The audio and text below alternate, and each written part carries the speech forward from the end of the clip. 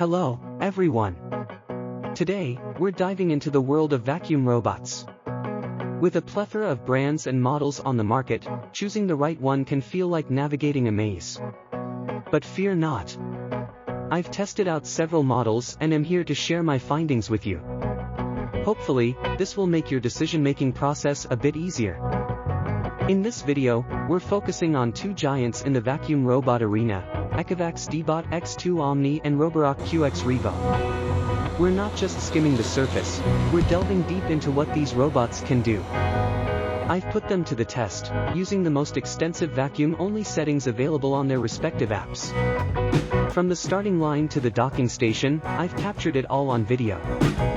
My testing ground was set up to mimic a typical home environment, complete with obstacles like floor lamp legs and chair legs. And for a touch of reality, I sprinkled some cat litter on the floor. It's not just about how these robots vacuum, it's about how they navigate and adapt to obstacles.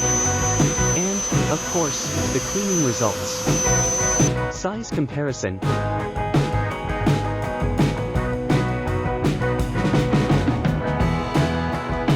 Removable tray feature.